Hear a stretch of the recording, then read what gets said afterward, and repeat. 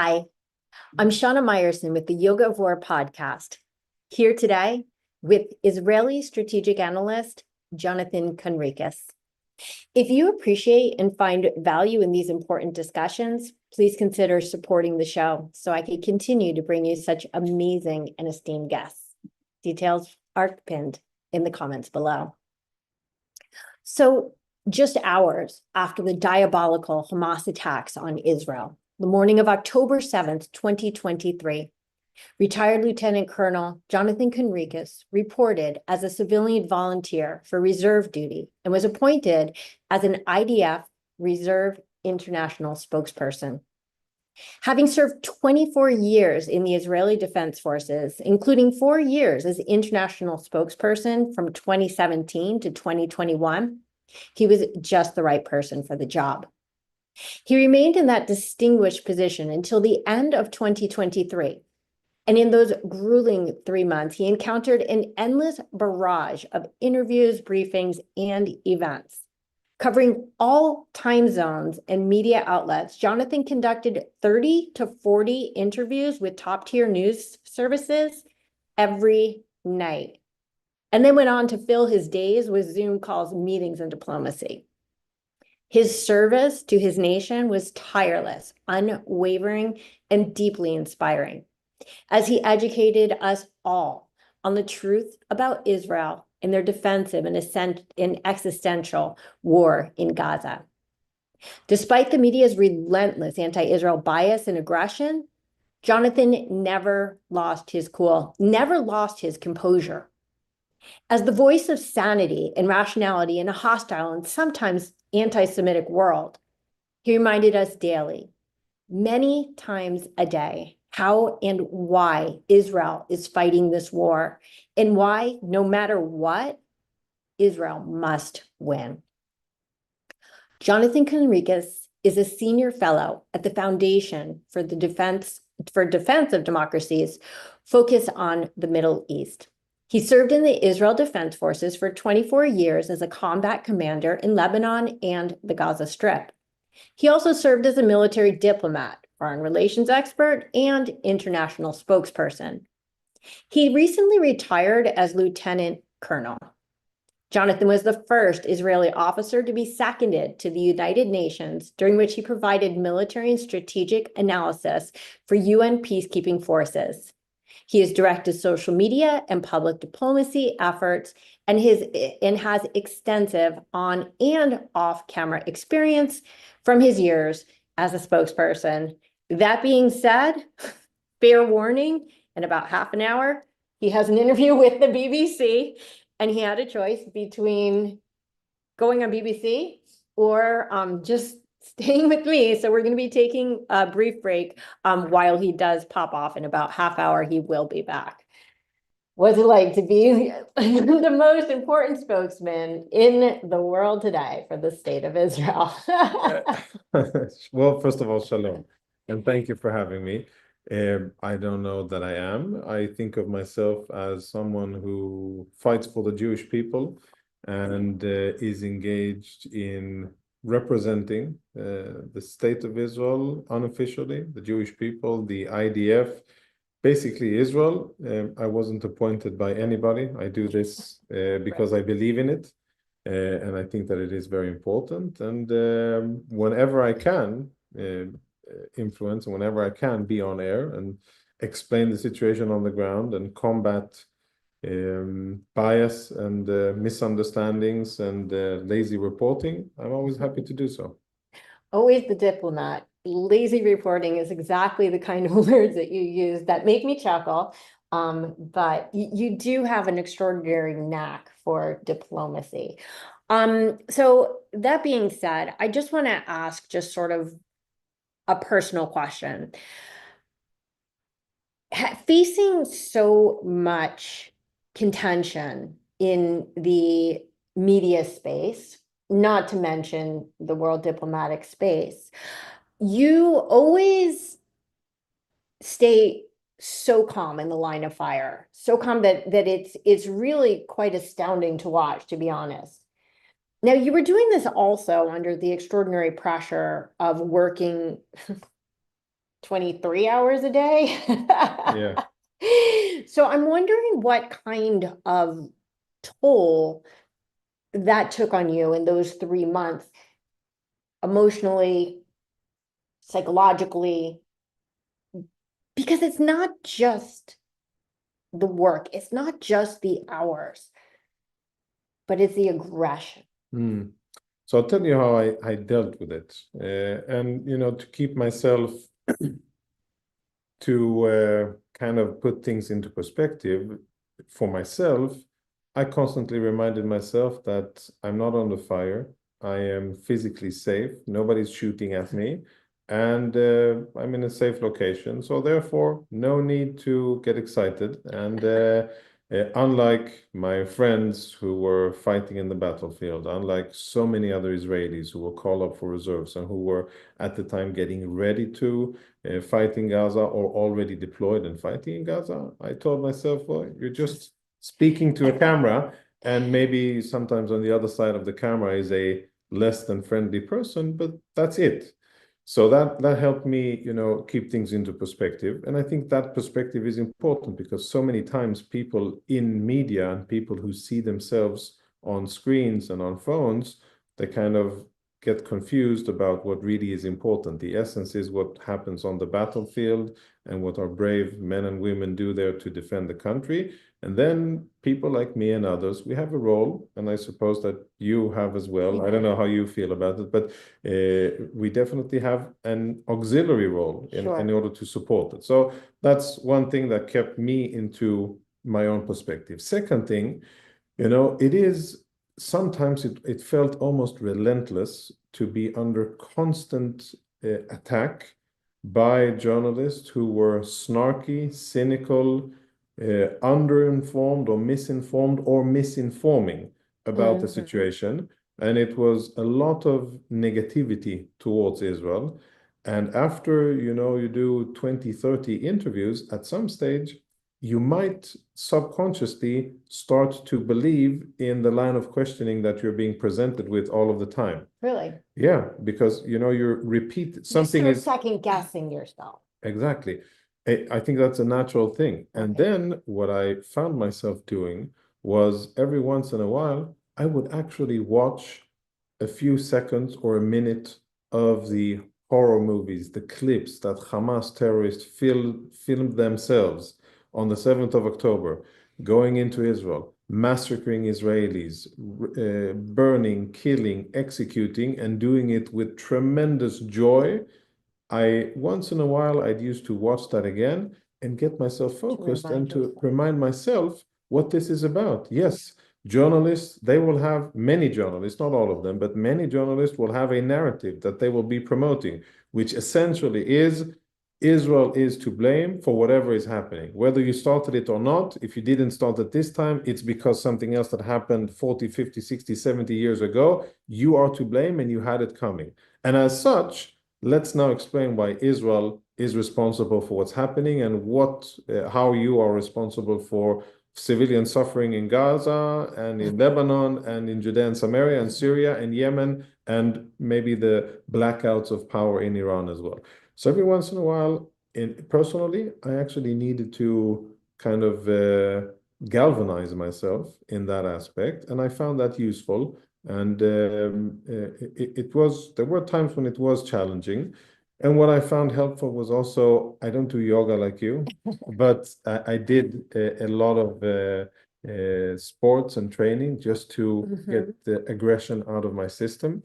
That helps me stay focused and, more composed when speaking with people. And I think those two tools are what helped me. Now, you're doing this on such next level, but I can't emphasize how important this response is, because there are so many people who are afraid to speak up for Israel right now because someone might say bad things, or they might lose a or many followers. I've lost tens of thousands of followers over the years. Yeah. Every war, because this isn't my first rodeo. And I'm a yoga person. It's a very anti-Israel community in general, the far left. But overall, like you say, as long as we remember why we're in this fight, I think that everybody needs to get to that place where they feel secure in fighting the fight. Yeah, but for that, I think you touched on a very important topic. I watched, these horror clips of Hamas terrorists murdering Israelis. That isn't why I wake up in the morning. That isn't why I fight. I fight for the continued prosperity of the Jewish people in its homeland, right? But I needed that negativity to make sure that I was on check with reality, because many journalists have a different reality that they're trying to shove down my throat and viewers' throats. And that's why I needed it. So I think you touched on a really important topic that I think many Jews today, still after October 7, they still maybe haven't asked themselves what it really is that they're fighting for, because fighting against anti-Semitism is one thing, but fighting for the prosperity, the safe living, the success, and the general, the success and happiness of the Jewish people in its homeland, that is really my objective. And I think that a lot of Jews, they define what they're doing in a negative or a complementary way, as in, I'm combating anti-Semitism. That's also good. But I think that a lot of people, they struggle to say out in the open, yes, I support Israel. Jewish state. Yes, Israel isn't perfect. The politicians are far, far, far from perfect, and nothing is perfect, but this is our home. This is what we're defending. And sadly, still today, many Jews aren't comfortable speaking up and doing it. And I commend you for doing what you are doing now and what you have been doing, a brave voice. People in your circle, as you say, yes, are not inherently positive towards Israel. Again, the diplomat in action. Yeah. They're not positive towards Israel and our independence in our ancestral homeland. For some reason, people have issue with this one successful indigenous movement of people that was able to reclaim its homeland. Many other, when you say indigenous, you think of people who sadly lost, right? You think of Indian tribes, you think of Indian or Native American, well, never mind the terminology, of original people in Australia or Canada. They end up being a plaque in a reserve, right? The Jews aren't a plaque. We are not, the original custodians of this land. Yes, we are that, but we also came back and we own the land now. It is ours, and we are nurturing it and doing well for ourselves and for others. And a lot of people have issue with that. And I think that is something that we need to remind ourselves of. This is what it's about. I'm laughing because the last question I have for you is, what does Am Yisrael Chai mean to you? And I think you just answered it. Yeah. So we'll be able to fast forward at the end. Sorry, past that question. So I mean, obviously you are a master not just of diplomacy, but of communications. And as such, you have, like many of us, criticized the Israeli communications machine. I just stacking on what you just told me now, because we've all talked about Israeli PR, and my question in the aggregate is it that the Israeli PR strategy is failing, or is it because no one is listening? But I also want to stack on what you actually said. Does the communication have to be directed not just at informing the general public, but also at informing the Jewish, particularly the diaspora, on, like you say, why this isn't just about fighting, but supporting a cause? So I think, first of all, there's a lot of politics involved. And I think that the current state of affairs in Israel is a direct result of a political decision that has weakened Israel's public diplomacy and media efforts. And instead of investing in it, instead of prioritizing it, instead of earmarking intel capabilities to support media efforts, and instead of putting it front and center and defining it as a strategic enabler for the state of Israel, that hasn't happened. And what we have is basically an amateurish effort. Lots of well-intended people in Israel and many, many well-intended Jews around the world are trying to help in the fight. But until Israel decides that this is an important strategic issue that we are going to prioritize, then I don't think that we will see substantial change. Having said that, we are facing an incredibly difficult uphill struggle. It is an unfair playing field or fighting area. I think that the media landscape in the West is generally rigged against Israel. It is predispositioned negatively against Israel, and we are treated unfairly, held to impossible standards in each and every way that you turn the conversation.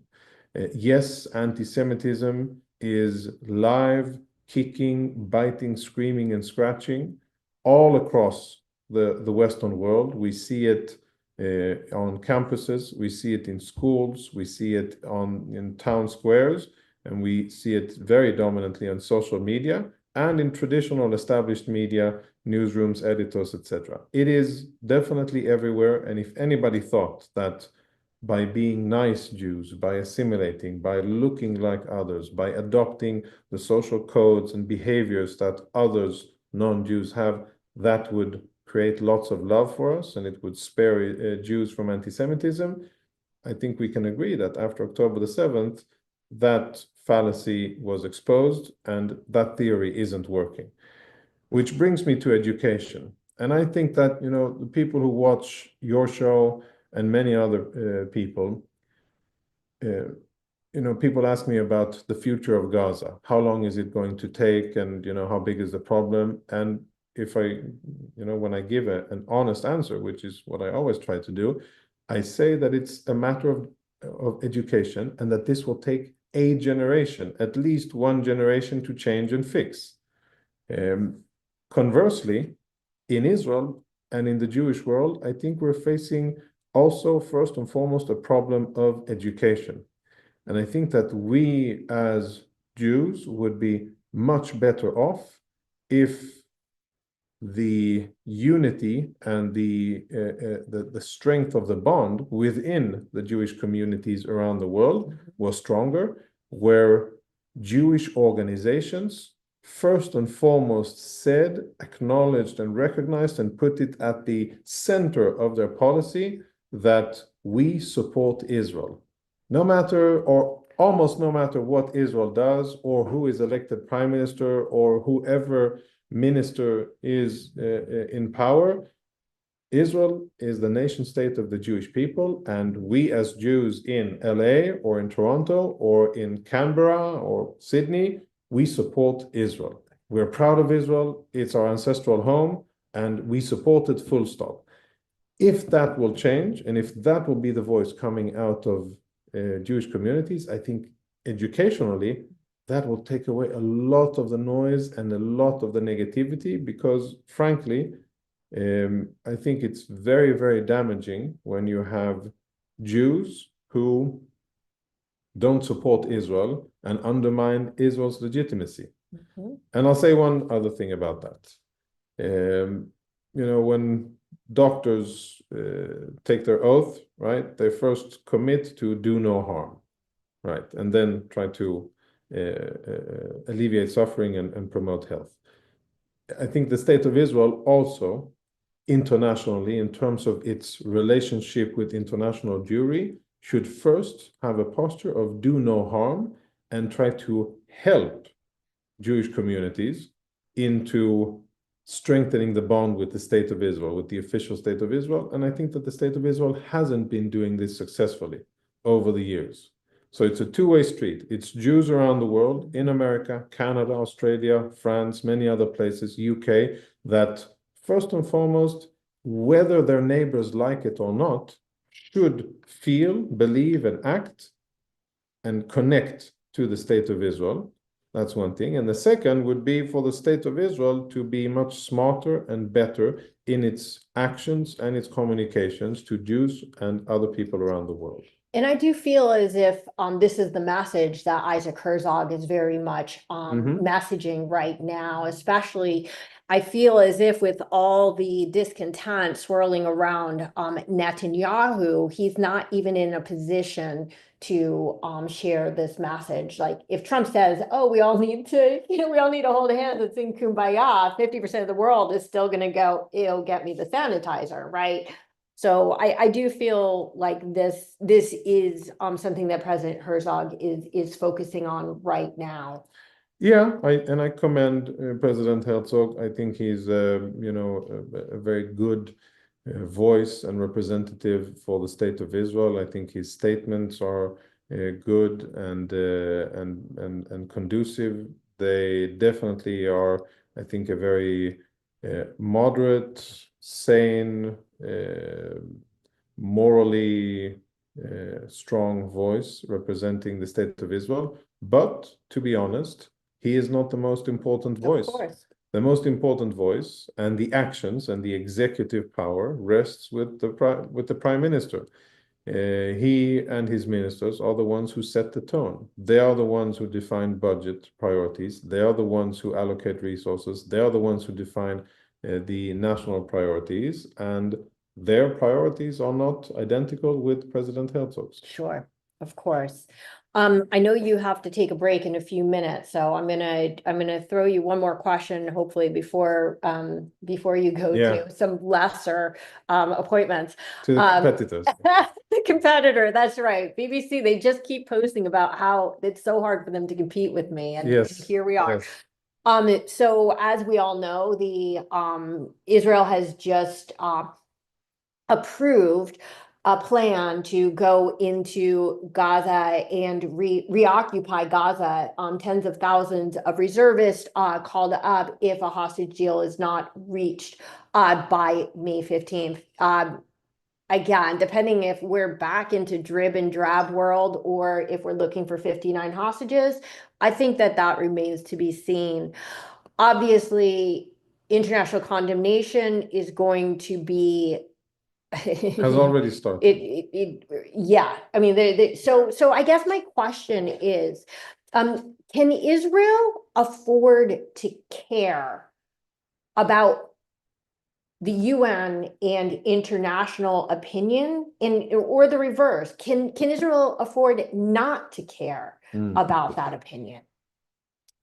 The short answer would be no. Israel cannot afford not to care, and I think Israel cares. Israel cares because Israel, in general, Israelis want to be on the right side of morals, and we want to not only do the right thing, but be seen and appreciated in doing the right thing. And Israelis are very frustrated with how we are portrayed in international media and how we are shamed and ostracized by various corrupt UN institutions and a very biased international court system, legal system against Israel. And that bothers Israelis. We're not a country, we're not a people of people who don't care.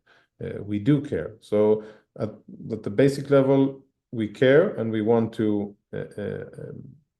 reality to be reflected fairly. And again, I'm not saying that everything is perfect. Any country that is engaged in combat and fighting defends itself. And when you defend yourself, yes, mistakes also happen.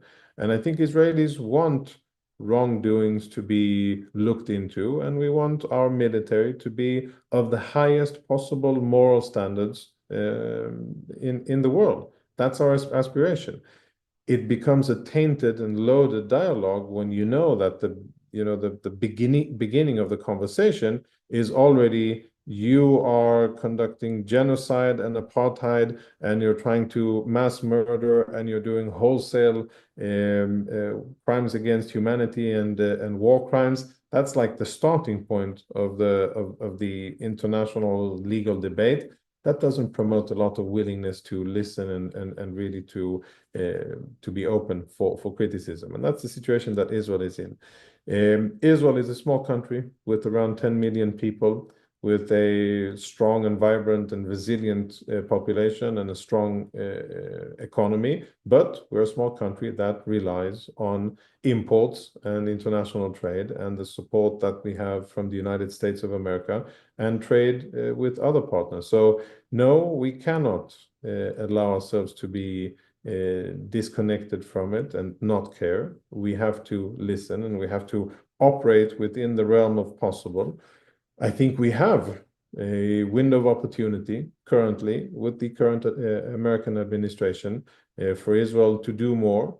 President Trump said multiple times, and this was about 3 months ago, if the hostages aren't released, all hell will break loose.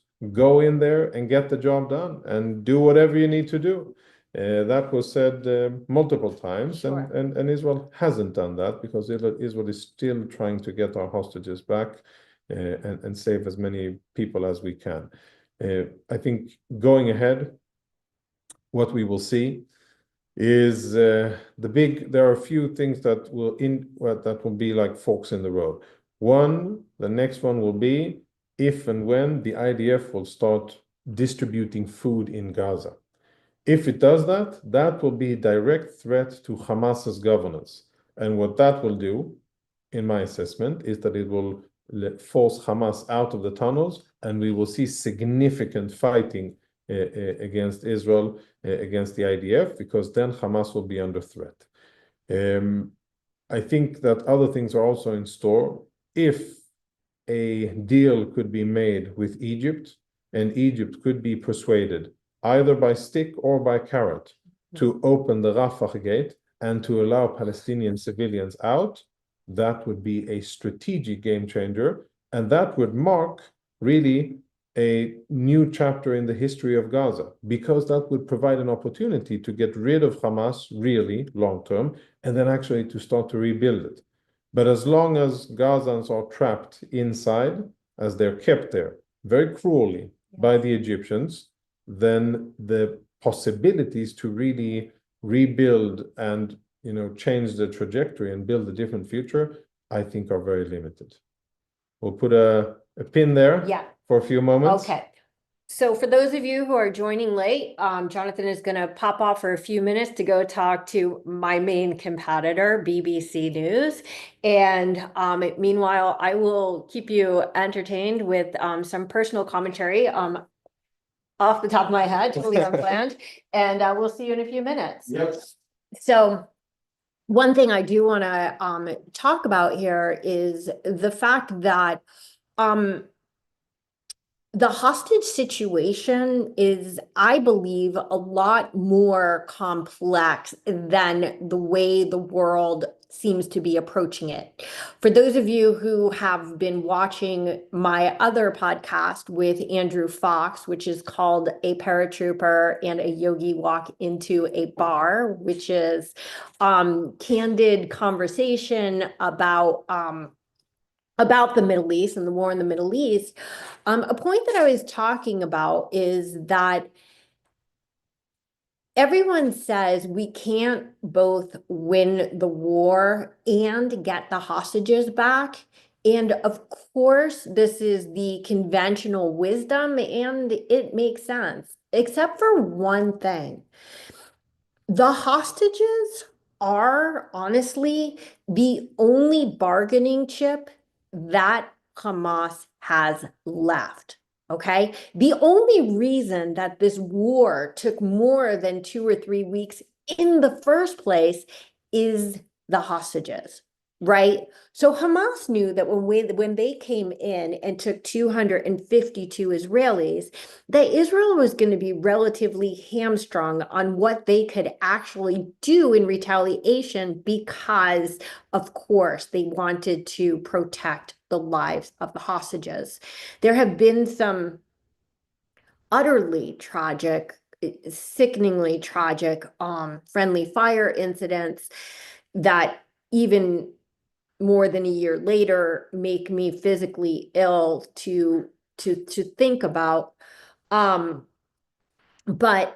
just like everything in this war, I feel as if, I don't feel as if it's true, the world has lost sight of what war is. You hear a lot about double standards, and when it comes to Israel, triple standards. There's no standard that is matched in the world for the way that the microscope that Israel is held under. Okay, this goes without saying. So the errors that have been made, as tragic as they are sadly normal for war, just as things like civilian casualties are normal for war. But to get back to my point about the hostages, I don't think I have to tell you out loud that live hostages are worth more, so to speak, than murdered hostages, right? Like if we can only get 24 hostages out of 59 out, we're going to try to get the 24 living hostages. So what does this mean for Hamas? It means that in a weird way, Hamas has as much of an incentive to keep those hostages alive as Israel does. Now, for Israel, of course, it's a deeply personal and emotional issue. I know I'm not alone when I say that I think about these hostages all day, every day. I don't exaggerate when I say that I wake up crying every day, realizing that they're suffering another day and their families. It's impossible to imagine.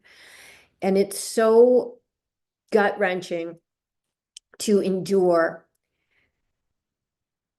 Of course, Hamas, there's no love lost between them and the hostages that they are keeping in brutal captivity.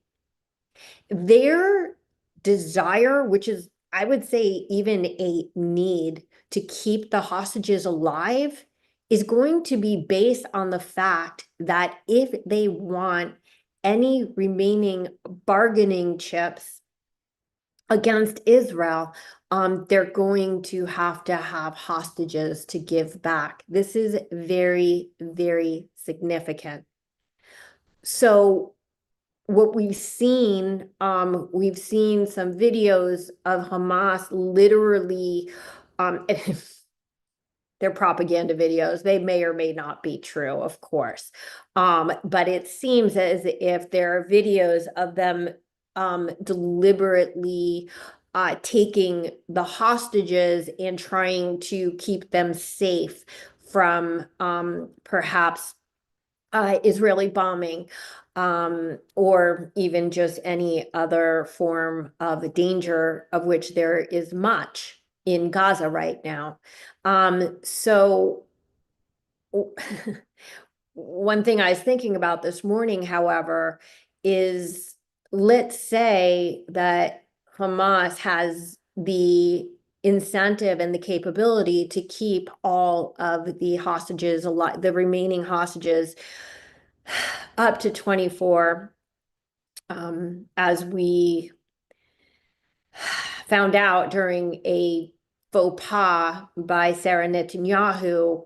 It's now believed there are fewer than 24. Perhaps that just means that they don't know what happened to Idan Alexander. Hamas claims that, they've lost contact with his captors. Again, everything that Hamas says needs to be taken with a grain of salt. But with 24, let's say, live hostages, are their lives going to be better if they're kept like Gilad Shalit for 5 years alive in torturous conditions? Or is it going to, I can't finish the sentence. We're just going to pray for the best for our hostages. Now, for those of you who are just tuning in, Jonathan had to step out for a moment. He has an interview with the BBC that happened to coincide with this interview. So unfortunately, BBC gets priority over the Yoga Vor podcast. However, he's just in the other room and he will be back in a few moments to continue our conversation. I also want to let you know, particularly those who may be new to the podcast, that I have this week, this technically is my 50th episode. I'm so honored to have had the astounding conversations that I've been able to have with so many of the world's top illuminaries these past since July, you count the months, and have so many amazing voices coming up. Today's episode was a complete surprise to me. I met Jonathan on Sunday, and he agreed to very graciously come on the show today. My intended 50th episode, which will be in 2 days on Thursday, is going to be with Sagi Dovev. Do you know who he is? If not, I recommend right now that you Google him.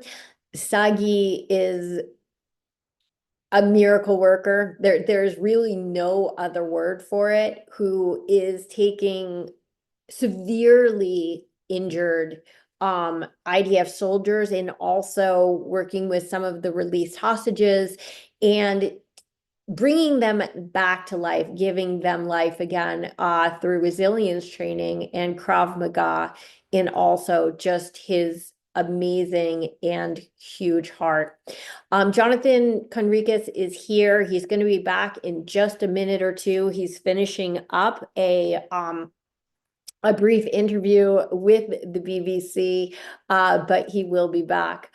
One other point I want to bring up about the hostages is that, as we mentioned, Israel has threatened to go in and reoccupy Gaza, right? If a hostage deal is not ascertained by May 15th, coinciding with Trump's trip to the Middle East coming to a close. Now, I'm getting a lot of sort of mixed information about whether that means all 59 hostages home, if Israel is really, truly, and honestly ready to play hardball with Hamas and say, you're going to go along with our terms or we're coming in and this is going to spell the end for you? Or is Israel, for the sake of getting out whatever hostages they can alive, going to be willing to go back to the dribs and drabs formula of the first stage of the ceasefire? Now, given the military gains that Israel has made since the end of the last ceasefire, I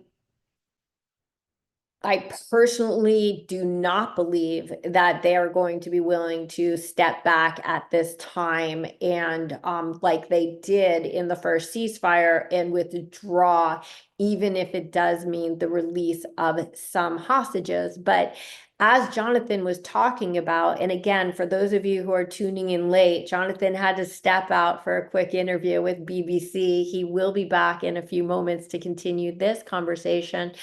But as Jonathan was talking about, the Israeli public is They're destroyed. They're destroyed over the hostage situation. And most Israelis in polling have said that they actually prefer getting the hostages out and basically giving up the war effort to continuing the war effort in hopes of getting some of the hostages out. This is an impossible calculus, right? Because if we save 24 hostages, and God willing, we save 24 hostages, and God willing, we get the deceased murdered hostages home for a proper and respectful burial as well. But if we do that at the cost of Hamas staying in power, like we did with Gilad Shalit, 1,027 prisoners released for one hostage, among them Yahya Sinwar, not just among them, but Sinwar's life was actually saved by Israeli doctors. If it weren't for that hostage exchange, it begs the question whether 10/7 would have happened at all. Exciting news. Jonathan is back, fresh from his conversation with the BBC. And let's get back into it. Yes, Okay. let's. Quick question, because I think you might have some insight into this that I'm getting very conflicting information online about, which is when Israel is saying we need a deal by May 15th, is it going to be 59 hostages or we're going in, or are they going to accept the drib and drab formula again?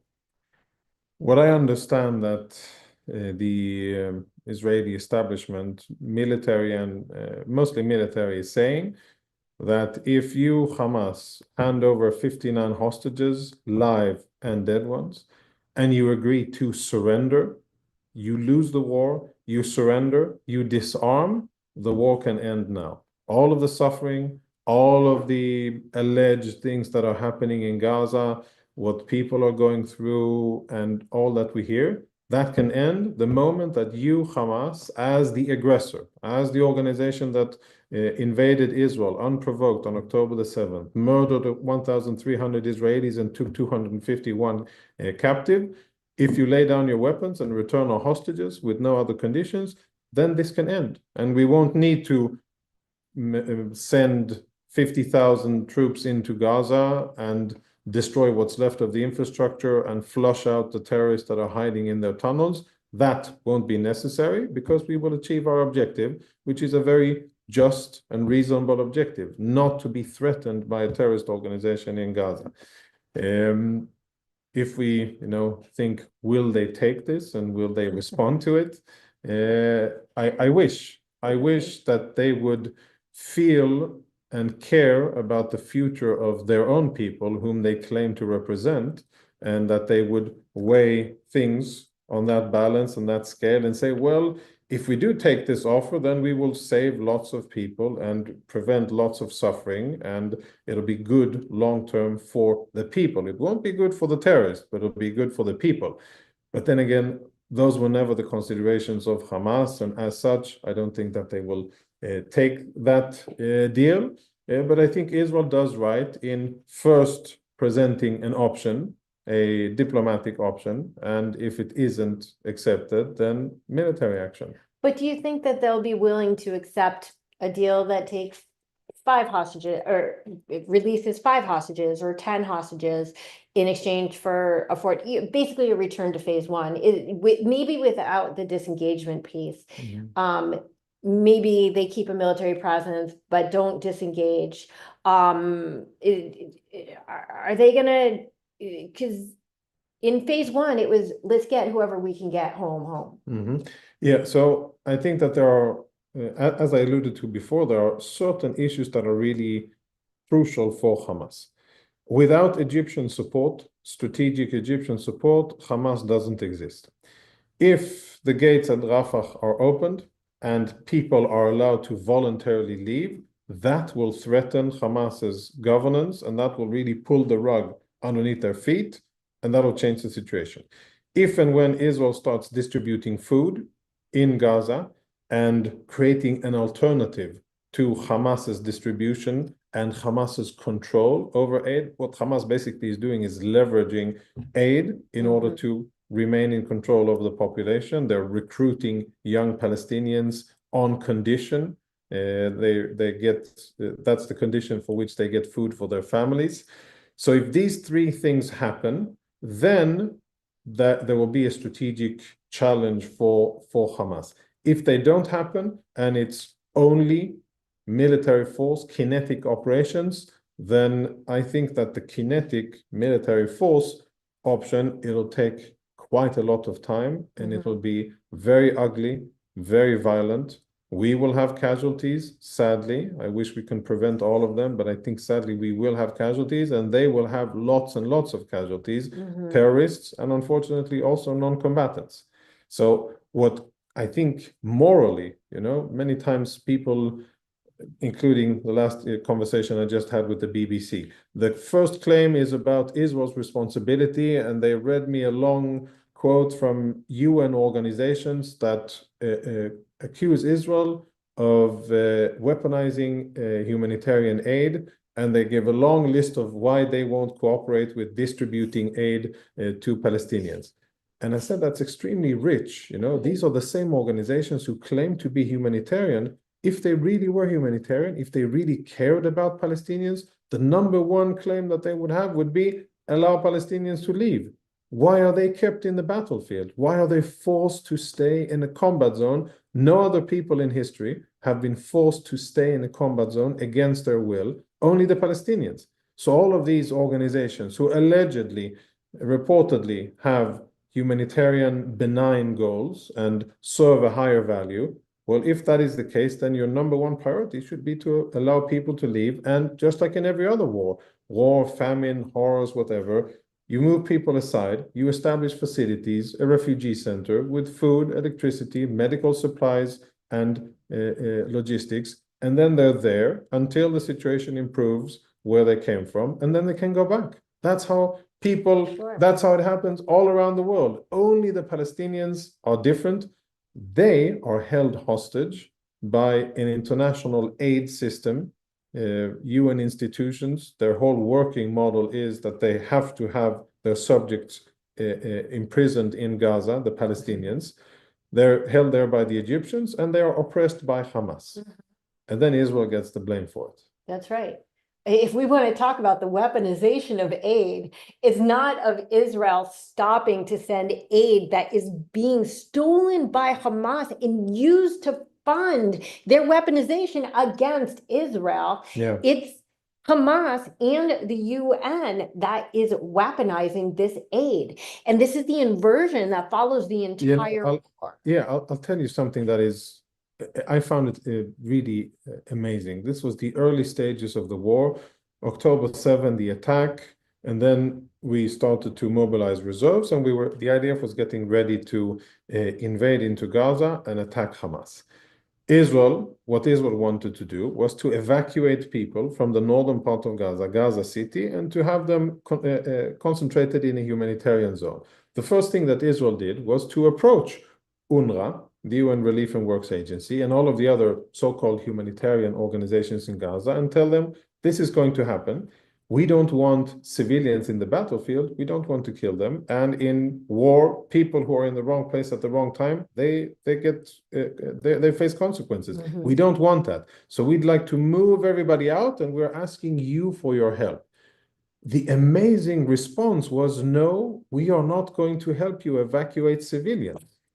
Think of that. It's unheard of, right? A humanitarian organizations who said, no, we're not going to help evacuate civilians from the battle space. Now, how could that even, how come there isn't a board of inquiry inside the UN, Department of Peacekeeping Operations, the DPA, Department of Political Affairs, the General Assembly, Security Council? How come nobody's investigating that decision? Because they're the UN and they have an anti-Israel bias. The answer to the question. Yeah, but I mean, They're supposed to be protecting Palestinians, right? Absolutely. And that decision by UNRWA, UNICEF, and many other UN institutions and programs, that has killed tens of thousands of Gazans. Imagine a situation where before the first Israeli invasion of Gaza, after the attack on October the 7th, before that happened, they would have helped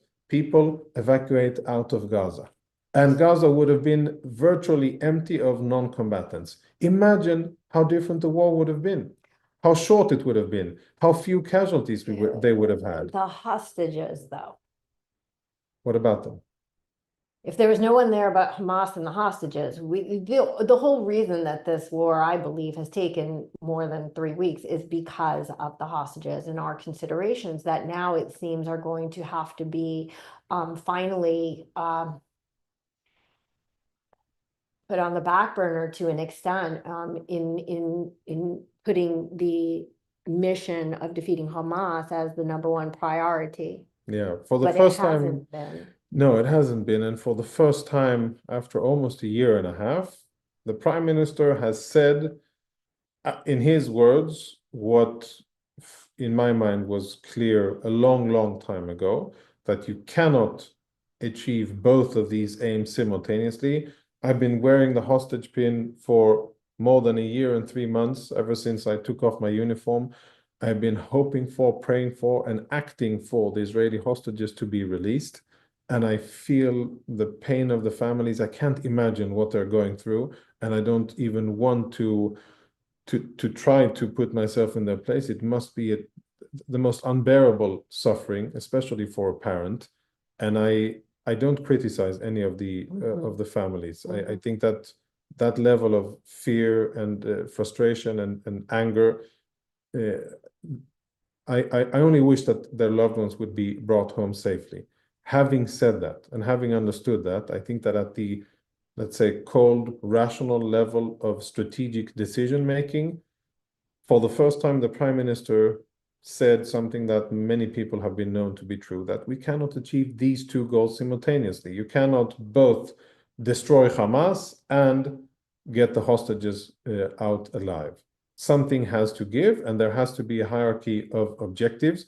And as horrible as it is, and as heart-wrenching as it is, that is eventually the decision that Israel needs to take. Israel can capitulate to Hamas's demands and say, okay, you know what, we stopped the war, give us the hostages, and we'll commit to not fighting Hamas in 5 years. Israel can do that, but what that I think will bring will be tremendous danger and suffering for Israel at the strategic level. Yeah. Not only the suffering of the families whom I again hold dear to my heart and I respect them very much. It's not about that.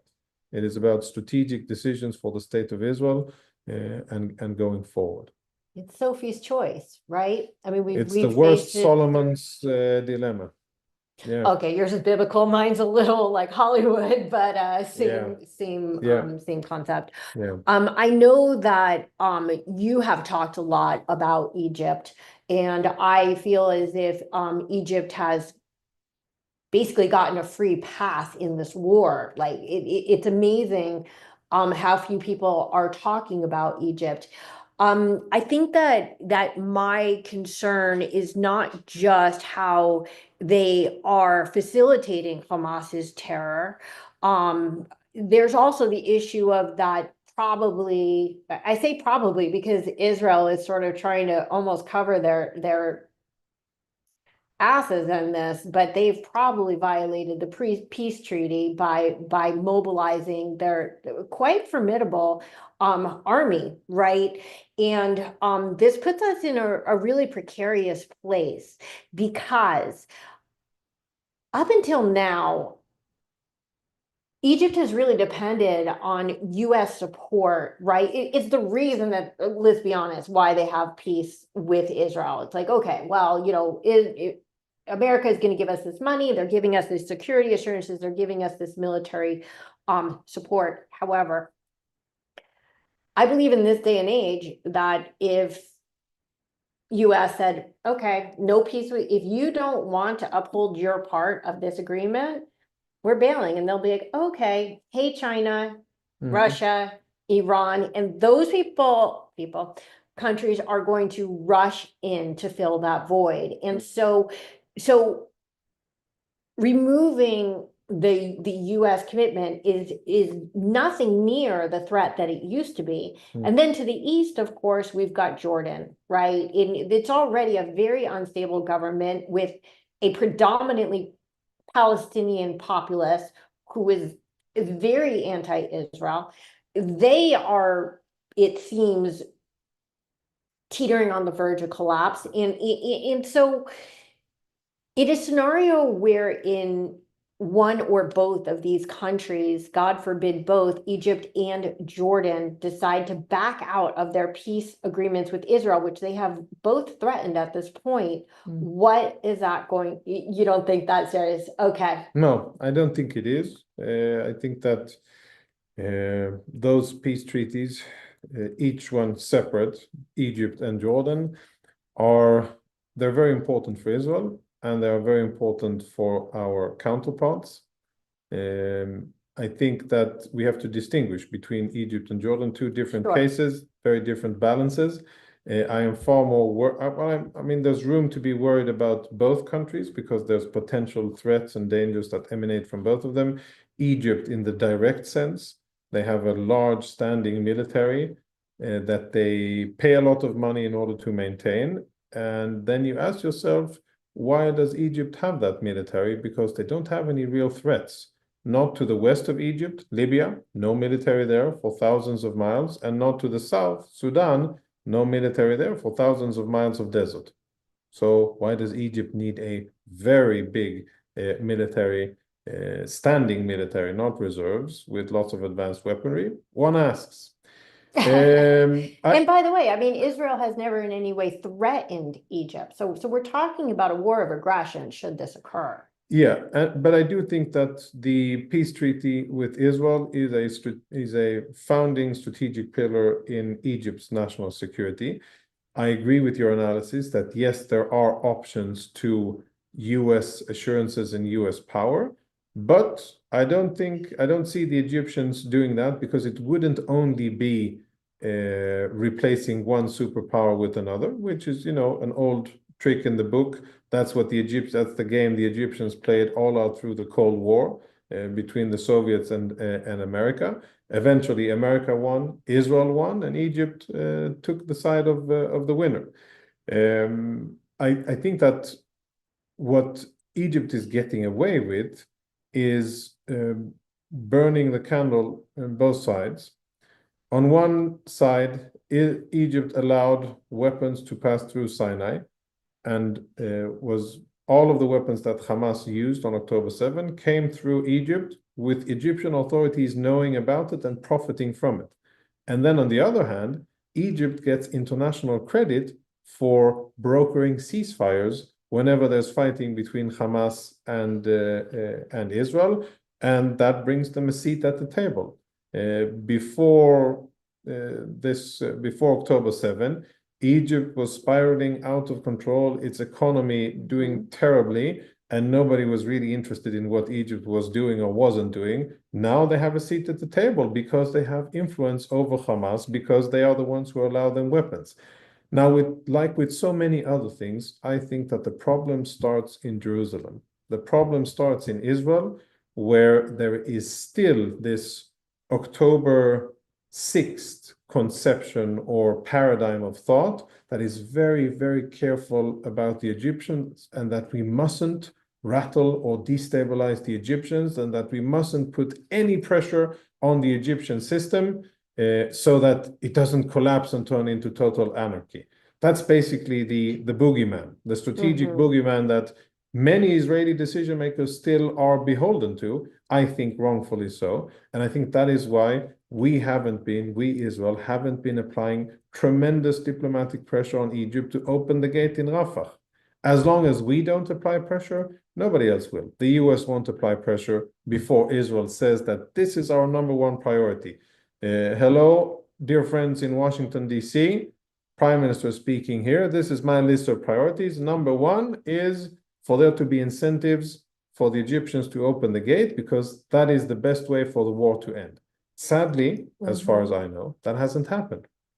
And as long as it doesn't happen, then of course Egypt will continue to get away with murder because they're not paying a price for it and there's no consequences. On the contrary, they're scoring global goodie points for being mediators, which is absurd. Right. They have skin in the game. They are part of the problem. They facilitated the growth of Hamas. So, by the way, did the Israeli government, but they facilitated the growth of Hamas, and now they're also reaping the benefits from it in ways of negotiating. So, while of course we have to be careful and prudent is the better word, and keep our strategic objectives front and center. We don't want to jeopardize the peace treaty, not with Egypt and not with Jordan. But then on the other hand, we shouldn't cut us or sell ourselves short and undermine the war efforts in Gaza. By Rafah remaining closed, we are undermining our war efforts in Gaza, and it will take us longer and more casualties and more work to get the job done. Yeah. Okay, let's go to the north. Because we've got so many directions to go in. Lebanon. And you're gonna have to help me with the pronunciation of his last name. Aoun. Oh, okay, Aoun. okay, I got it. Yeah. Aoun. It Yeah. sounds like Aoun, Yeah. which is like a yoga thing. Oh no, it's Aoun. Yeah. Aoun. So, how sincere do you think he is about disarming Hezbollah and sort of dismantling them? Do you think that Hezbollah is going to have an opportunity to regroup and rearm in the near term? Do you think that they may lay low during his presidency and see what comes in time? Like where do we see Hezbollah heading like in the near term, let's say the next 5 years? So for American viewers, to explain how volatile that topic is that you just discussed in Lebanon of Hezbollah's arms or who has arms in Lebanon, that in my mind would be as if you rolled immigration, abortion, and gun control yeah. in one topic. Right. For Lebanese in a Lebanese perspective, that's what we're talking about. So that's not a small thing that the newly elected president, in one of his first policy directives and indications where he is going in his presidency, says that the state, only the state, the Lebanese army will have weapons, and not Hezbollah, and not Hamas, and not Islamic Jihad, and all of the other Iranian-backed terrorists that are ravaging the country. That's a brave move. I wish him great success. A, because that would be better for Israel, and B, because it would be better for Lebanon. And I think that a stable, functioning Lebanon is an Israeli interest. We have no interest in it continuing to being a failing and failed state where the Iranians are able to go in and use everything in their advantage and exasperate the suffering and the situation. And that kind of strategy isn't something that you say and then walk back. It's a very big issue. So I think he is now committed. He has taken that path. He will have to follow it. And I hope, and I think he knows that he has, and he will have American and French support for it. Without it, and French. Yes, American and French. Without it, it'll be extremely difficult for him to do. And I think that what he's also counting on is that Hezbollah won't have the ability to transfer weapons through Syria. I don't think he would have made the same statement had the Syrian Bashar al-Assad regime still been in place and the Iranians still had the open highway in Syria. Because then the question of how will Hezbollah get their weapons back, it would have been easily solved. Now they still have an issue. Hezbollah has a strategic issue. And returning to your other part of the question, are Hezbollah going to lay low? Hezbollah are at their weakest points that they've been in about 25 years. And they have a strategic issue in supply, where they don't yet know, and they haven't yet established, and it'll be difficult for them to establish how to resupply bulk. Yes, they can get suitcases of money over through Iranian flights and smuggled in vehicles and trucks, etc. But bulk missiles, explosives, rockets, metal, big shipments, that's an issue for them. Will they go rogue like Hamas did, though? I mean, Hamas was making missiles out of water pipes. I mean, Hamas, no, that's old. Hamas, I think we can sadly give them credit for developing a domestic military industry, which, yes, it isn't on par in a light year compared to Israeli or American, but it produced lots of rockets that were quite capable of inflicting damage. So I wouldn't belittle what they have done. And I'd say that Hezbollah over the years, with Iranian guidance, engineering advice, they established a serious infrastructure in terms of manufacturing of weapons on Iranian soil, most of it hidden in tunnels, either underneath Beirut or in the Bekaa Valley or along the border area between Lebanon and Syria. These are three clusters of areas where we know that there are giant tunnel complexes that Hezbollah had. Most of them have been bombed by Israel and taken out of commission, but some of them do still exist, and that is what they did over the years. So this isn't over by any stretch of the imagination, but I think that Hezbollah are in a problem, and that this is probably the best opportunity that the Lebanese state will have to actually regain its sovereignty and monopolize the use of force. And maybe restabilize a country on the verge of As complete they say in our region, inshallah, God willing. God willing. I mean, meanwhile, we have tens of thousands of internal refugees, right, from both the north and the south. Israelis in the border communities, we'll say north and south, are largely afraid to go home, which is a de facto cessation of sovereign territory if we're not meaningfully populating it. So what is it going to take for the Israeli populace to not only be willing to not only feel safe, but to want to go back to these border communities and rebuild and take back what is already ours? Yeah, along with the failure of October the 7th, which is mostly military, but it's political, strategic as well. Along with that failure, I think this failure to rebuild and repopulate and reclaim all parts of sovereign Israel is what, in my mind, is the second most severe failure of this government. And I am extremely, extremely disappointed with the priorities, the work ethics, and the general energy and accomplishments of this government in doing exactly that. Because at the end of the day, that's what it's all about. It isn't about killing Hania or Nasrallah or Sinwar or Khamenei in the future. I don't know. No, it's not about that. Yeah, it's not about that. It's not about killing the enemy. It's about Jews living in their homeland safely, securely, and there being a positive growth in population and a sense of security for people. That is what it's about. Everything else is secondary. Everything else is supposed to support that. And what I am extremely, extremely disappointed with this government is that it doesn't appear to have that at the heart of its priorities and focus, not in terms of budgeting, not in terms of action. And, maybe a government spokesperson will tell us and inform us that, oh, actually, they're doing very much and there's budgeting and blah, blah, blah. I care about results. And I, as an Israeli, want to see Israeli homes rebuilt, infrastructure fixed, and economic infrastructure put in place and incentives provided for Israelis to reclaim their homeland. People who live there on October the 7th should have been able to, in past tense, should have been able to go back already and live safely in their homes. And the fact that it hasn't happened is, I think, the second biggest travesty of this war from an Israeli perspective. Is there a differential between living safely and feeling safe? Of course, that's a subjective sense, and one feeds the other. If you can be unsafe, but if you feel safe, then that is what eventually matters on the ground.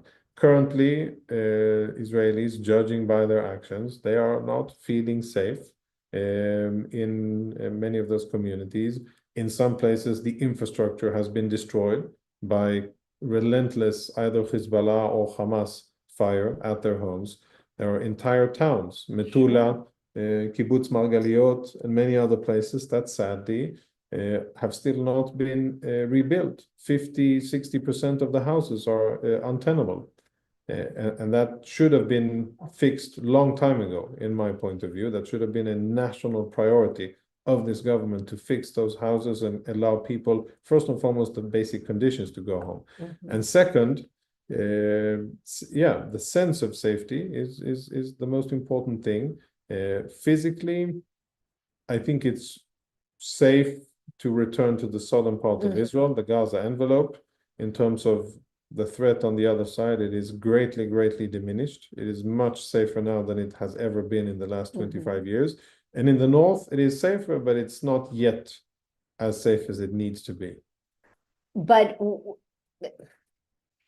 how does the IDF regain the trust and faith of the public after the failures of 10/7? By winning. By Isn't winning. that simple? Because on October 6th, I would say that we were already in a place where, you know, we were secure, we were safe. Do you think that if they win, No, people will feel like it's one not going and to happen again? no, that's one and basic condition. That is first and foremost to win. Second is transparency and to accept responsibility and accountability for the failures. This has started to happen. And I think most of the senior Israeli IDF commanders who were responsible have taken personal responsibility and removed themselves from their positions after they led operations successfully against Hamas and Hezbollah and the Syrians and Houthis and Iranians and whatnot. So that is important. I don't think that has been completed yet, but we're perhaps moving better. I'd say that the disposition of the general notion in Israel is that, we have only one IDF. Right. There will be governments that will come and go, prime ministers, as talented as they may be, they will come and they will go. But at the end of the day, there is one institution that provides security for everybody. That is the IDF, and it will have to improve significantly. It will have to show which measures have been taken in order to be better, and it'll have to earn the trust of the Israeli population over a continued period of time. This is personal for me as well. I'm going to be sending my children to the military soon, like so many other Israelis are. And of course, that's a conversation we have. Every parent, that is really a dilemma. But at the end of the day, even if I have lots of criticism, tremendous criticism and blame about how the IDF operated, how the government directed the IDF, and how the Ministry of Defense operated, and how Israeli commanders in the IDF operated, and how they failed to uphold their responsibility and perform their basic mission, defend the people, defend the country. Having said that, in terms of options, there really is one option. We have to continue to fight. We have to demand of the IDF to be better and improve. And we have to continue to support it because that is what ensures the existence of the state of Israel. Sure. I do want to touch upon Iran, but that is like the biggest topic in the world. And now you're getting scared. Are you going to be here for the rest of your life? So I just want to just touch our toe in it. Yeah. Could we just talk? I want to start with the Houthis, in not getting into all, because people can see you talk about this in amazing ways on YouTube. They could look that up. But my real question is, Trump has just for people to be aware, all of my interviews, they are on YouTube of FDD's YouTube channel, fdd.org. And every interview that I do, we're very strict about having that online. So it's there for people to be able to view. And indeed, lots of people do. And the link is in the show notes to that in Thank case you. anybody wants to, not in case, they will. So Trump has made it very clear that in his eyes, or his threats, as viable or unviable as they may be, he has said that he is going to take any more Houthi attacks as attacks from Iran itself, and that he's going to reply in kind, which of course he hasn't, but let's put that aside. Do you think that the Houthis ultimately, given this advent and the fact that they have just escalated the war with their attack on Ben Gurion, or at least the broader grounds, are they going to be the linchpin on whether we go to war, whether the U.S., the U.S. decides to go to war against Iran In short, or take action against them? I don't think that that the US wants to engage militarily against Iran. And luckily for the US, they have a partner in the region, an ally in the region that is willing and capable to defend itself and to actually take action against its enemies and against the enemies of the United States of America. And that is Israel. Right. Unlike many other American allies who are freeloaders and don't pay their own share, don't spend the required amount of their GDP for defense, and rely on US taxpayers' money and US troops to secure them, that isn't Israel. Israel defends itself. Israel puts its own blood on the line and defends itself. And Israel isn't asking for anybody else to do its heavy lifting. What Israel needs are the military capabilities to do so. If we could develop a B-2 bomber or B-52s, and we could manufacture them ourselves, then we probably wouldn't be asking for them to be delivered by the US or to loan them or lease them or buy them from the US. Sadly, that isn't the case. But I think from an American perspective, a lot of times people, isolationists in the US, they criticize Israel as if Israel has influence on US decision making and as if Israel is dragging the US into a war. I think that's laughable. And I think that out of the various allies that the US has in the world, Israel is by far the best, the most loyal, and the most steadfast ally that the US has, that doesn't waver and fights. Fights and does well for US interests. Israel serves itself, but it is also serving US interests, and it is defeating enemies with American assistance, and that does very good for the US. So with regards to Iran, I think that I hope that Israel will be given the assistance it needs in order to take on the Islamic Republic of Iran, and in order to really put the October 7 attack against Israel, which was started by an Iranian proxy, and then the entire Iranian ring of fire around Israel started to attack Israel. Israel needs to bring that back home to Iran. And Israel needs to make the consequences felt by the Islamic regime. And until Israel does, I don't think that the Iranians will stop. They will continue to terrorize Israel. They will continue to do whatever they can and to use whatever expendable assets that they'll find. They'll find useful idiots. These are other Arabs that they will find, whether it's Lebanese, Palestinians, Jordanians, Syrians, whatever. They'll find them and they'll use them cynically against Israel until Israel will put down its foot and say, "Halas, enough." And there are consequences for what you have been doing and what you think that you will do against Israel. And I think we're getting near that. Slowly, painfully, we're getting near it. And eventually we will get there. And then that will be a new chapter in the history of the Middle East. Hopefully I'll be able to come back then and we'll discuss it afterwards. Yeah. Deal or no deal, is 2025 the year that the Iran nuclear infrastructure is definitively disengaged and dismantled? I don't think that there will be a deal. I think that the Iranians, the cunning Iranians, want to use negotiations as a shield against an Israeli strike. But I think that the current prospects are basically a JCPOA 2.0. And that's a very bad deal. Bad for the US, bad for Europe, bad for Israel, bad for the Middle East, good for the Islamic Republic of Iran. So that's a very bad thing. And if it happens like this, and if there's enrichment capabilities left in Iran, and if there isn't a full dismantling of the nuclear program, then it's a bad and dangerous deal, one that I hope doesn't happen, and one that I hope Israel will have the ability to undermine or countervene. So as the Iranian ring of fire continues to be extinguished, what do you see as the prospects of Turkey stepping in to create the next Octopian Islamic or semi-Islamic empire and terrorist threat to the whole region? So I wouldn't put them in the category of terrorist. I would put them more in the category of Muslim Brotherhood, in the sense of a slow and gradual taking control of societies, institutions, in order to put into place Muslim rule, Muslim dominance.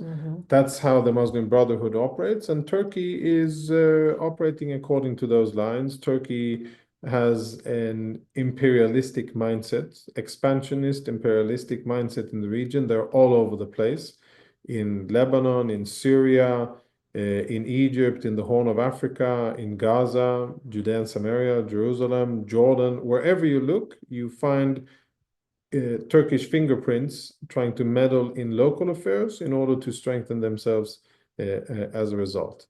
The interesting area is now Syria, where there's a real risk of confrontation between Turkey and Israel. I think both sides, Turkey and Israel, are aware of the risks, are aware of the deficits and the downsides of having that confrontation, and are trying to prevent it. But what I think Israel is doing is sending very clear messages to Turkey that we are not going to have you establish an Islamic state in Syria under HTS, Mohammed al-Jawlani, or his current, Mohammed Ashara, but Jawlani. We're not going to allow that to happen, and we're not going to allow the building of a new threat from our northeast. So that could get dangerous. But I think Turkey, ever since they were scorned by the Europeans, when Turkey applied several times for membership of the EU and were rejected, that set them on a different trajectory, which they are currently on, led by Erdogan, which is a hostile one, imperialistic and Islamist one. So oddly to me, if not to you, Turkey is a member of NATO. Yeah. So, okay, I'm gonna zoom out for a moment. So no matter how you slice it, the world right now is splitting into two camps, right? So we've got an alliance of Western democracies, and we have an axis of what I would call evil. Countries like Qatar, Egypt, Jordan, and even Syria are still choosing sides. Meanwhile, Russia's in Ukraine, threatening Eastern Europe. China is threatening Taiwan. North Korea is threatening South Korea. And Iran and its proxies are threatening everyone. Are we already in World War III? No, I don't think we are. And I don't think that we will find ourselves. I don't think that the Chinese are interested in getting involved in the Middle East or in significant military adventures. And I don't think that the Russians have the stamina or the available resources to expand war in other areas. Yes, the Middle East is volatile. Yes, many things are dangerous, and there are lots of negative forces that have been awakened or unleashed. But I also look at the current security situation, and I compare ourselves to October 6th. And I think that we're in a much better position today than we were a year and a half ago, if we will have the clear leadership, foresight, and vision, and of course the military capabilities to actually leverage the achievements that we have made so far on the battlefield. And I'm speaking specifically about Iran. Currently, where we are in the big scheme of things, in my opinion, is that we have done a lot of the legwork, but we haven't capitalized on it yet. And if we stop now, then it will be a tremendous underachievement, because eventually the Iranians will roll back our achievements, and we will find ourselves again surrounded by Iranian proxies that are equipped, armed, and lethal, and want to play part in the destruction of the state of Israel. If we do, however, find that vision, strength, and leadership to continue to push forward and really turn the downfall of the 7th of October to a strategic victory. That can be done with a few more prices that need to be paid, but that can be done. And then I think we will make a strategic change for Israel for this generation. And I think that's where we are currently. Very, very important times, but I think we have a window of opportunity still there with the current American administration, with the current achievements of Israel on the battlefield and politically, to actually deal with the root source of instability and violence in the region, which is the Islamic Republic of Iran, and to confront it in such a way that scales it back or perhaps destabilizes it totally. Let's hope that this momentum continues, and in more than anything, let's just pray for peace. Yes. Jonathan, I don't know how to thank you enough for sharing this time with me, and this conversation has been the honor of a lifetime. My pleasure, and I wish you all the best. I wish the viewers great success, and that we stay focused together, that we remain true to our cause, and that we continue fighting with pride. Amen. Shalom. Am Yisrael Chai. Indeed.